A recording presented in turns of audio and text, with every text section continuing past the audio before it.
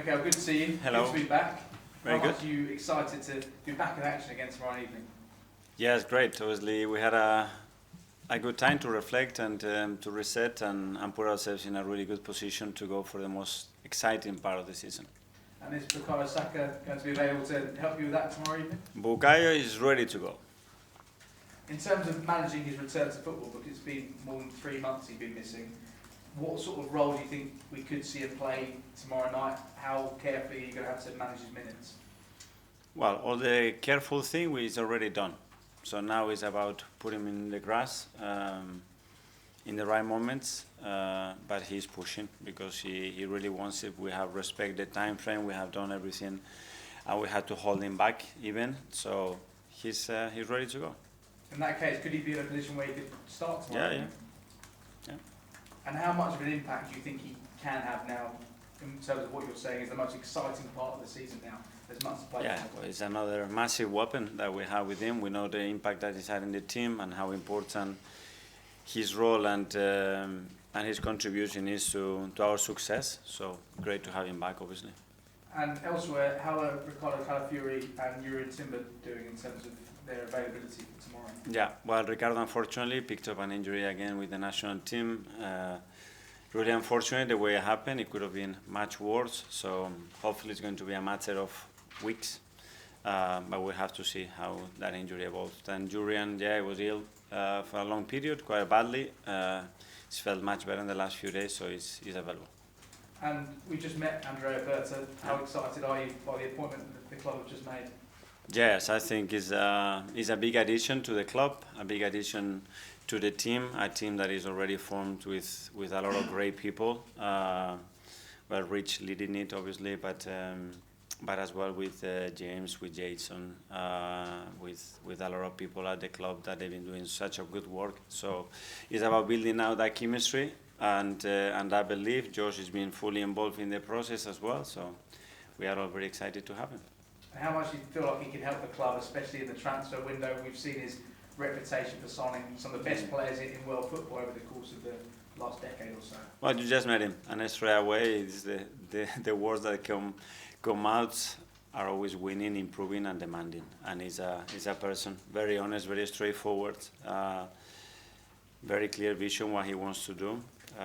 He was so willing to join us, which is a very positive thing as well, because he had many other possibilities, and he's chosen to come to us. And now it's about us giving him the support and all the understanding of the situation and context straight away, and for him to start to do what he's already done for many, many years at the highest level, which has been very impressive. Finally, 9 matches left to play in the Premier League. What do you think is possible for Arsenal between now and the end of the season? It's possible to win tomorrow, and the preparation is to be better than Fulham and beat them tomorrow. And if we do that, we're going to start to generate a good momentum. It's going to help for both competitions. Thank you. For Charlie from the Premier League. Hi. Just to confirm, is Ricardo's injury, it is a knee injury? Sorry, Ricardo Calafiori, it is a knee injury? Knee injury, yeah. In terms of him, he's had a number of injuries this season, so how much of a blow is this latest one in terms of his mentality as much as his physicality? Yeah, 2 injuries. They were picked with the national team. One, it was a kick, and the other one is a really bad turn twist when he slips with the surface, and the other one, it was muscular. But I mean, the main 2 injuries that he had, very little to do, very unfortunate. Fulham tomorrow at home. Of course, they suffered the disappointment of being knocked out of the FA Cup at the weekend. Do you think the way that they lost that game actually makes them more dangerous opponents, because you could well expect a big reaction tomorrow night? Well, I don't know. It's always a really tough opposition. A team that is very well coached. They've been together for many years. They have great organization, a lot of individual quality, and very clear identity of how they play, how they want to approach the games, especially against us. So we're going to have to be really good tomorrow to beat them. Marcus Silva has today been speaking about Emil Smith-Rowe, the fact that he's had a lot of ups and downs this season, and he's kind of failed to find that consistency in his game. How good of a player do you feel, having worked with him, he can be? Exceptional. I mean, he's got all the attributes to become a top footballer, and that consistency, especially with us, he was enabled, especially in the periods that he had injuries. But tremendous quality. And in terms of Fulham generally, their record against Arsenal recently has been good. They, of course, drew with you 1-1, I think it was in December. What can you take away from that game in particular, that 1-1 draw going into tomorrow's match? Well, especially that we have a lot of dominance and quite a lot of chances, both open and set pieces wise, but they were very clinical in what they do. And the first chance, especially when we were very on top of the game, they managed to score the goal, and then obviously they sit back and reduce the spaces, and it's a team that is well organised. George, BBC. Mikel, can I just take you back to the international break when Miles Kelly, Lewis Kelly scores that goal. Where was you, and how has he been this week? Because he was buzzing after, so what's he been like on the runner squad since he come back? Great moment. We are also happy for him. So unusual to see something like this on your debut, especially a fullback scoring the goal in the manner that he did for his country. So a very special week for him. Bukayo, I know you mentioned he could start, but will he start tomorrow? Yeah, we will see that tomorrow. And we just met Andrea, but can you just talk about what direction the club's going in now? You talked about ambition, he said about wanting to win stuff. So is he almost a new signing that's going to unlock the potential about what Arsenal need to do going forward? Well, we certainly believe that he's someone who's going to impact the club. And he's got that experience, he's got this personality as well, this charisma, and this drive to and will to win that is going to be very contagious. He's very much installed in the football club, especially from the top, because this is what we want to achieve. But to have people as well with different expertise, experiences, and that they already done it, is very, very helpful. What do you like about him the most, and what's his best attribute? And was you involved in the decision making to give him the job? Yeah, we were all involved, and what I liked the most immediately is how much he wanted to come to the club. He was really attracted and really excited about that possibility, and then the way he believes that he can help us to achieve what we want. Thank you. Tom, Football London. Hi, Mikel. Just on Andrea again, he's come in at a time kind of in this midway point between the start of the year and the summer. You talk about planning ahead and having a lot of ideas about what you want, and I'm sure a lot of that's already been done.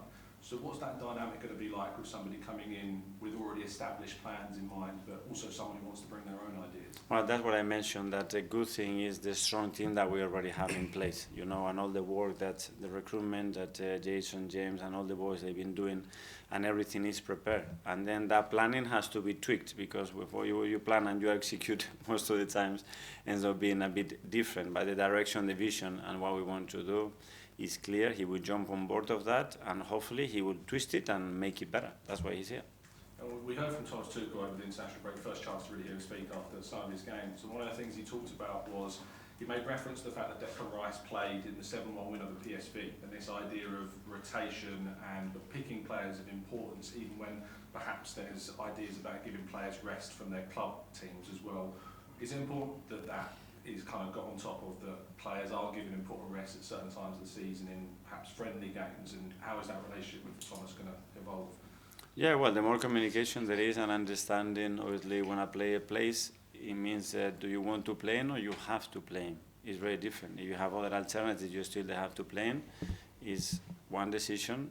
If you have to play him because there are no other alternatives, because the situation you have in the squad, that's something. The best thing is always to communicate ahead what the intentions are, what the processes are, and what the thought process was behind certain decisions, because to compare two similar actions with different contexts, it doesn't make any sense. Phil from PA. Hi Mikel, just going back to Bukayo, can you just give us an insight into his mindset, because he must be absolutely buzzing to play, given it's been such a long time since he played last. Well, it's more the energy that he transmits, you know, that he's missed the thing that he loves the most in his life, which is to be around the team, to play, to train, and to compete at the highest level. And the fact that he's able to come in the most important part of the season, obviously, is a massive boost for him and to the team as well. And just because he hasn't played since December, are you confident that he'll be able to hit the ground running? Because obviously you've got Madrid next weekend. Yeah, especially to get that out of your head, you know, that you haven't played for 3 months, but you played for the last 48 months. So 3 in 48 is a very small percentage. So yeah, I haven't done maybe the housekeeping duties for a week, but I've done it for 10 years, so I know what to do it, I know how to sustain it, and I'm clever enough to maintain that. The habit is certainly there, so don't think about that. Okay, the last couple in the live section. Firstly, gentlemen here, I think Via played Denmark. Canopus, yeah, sorry. Question for French TV Canopus about Martin Odegaard. Can you explain us what does he bring to your team, and what his qualities? I need a lot of time to do that. He's great. He's the captain. He's one of the most important players. His consistency levels are incredible, and yeah, it's a player that defines our way of playing. That's where I would put it, basically. And why did you choose him to be the captain now for 2 years? Well, because we believe he's the right role model for the club and for the team.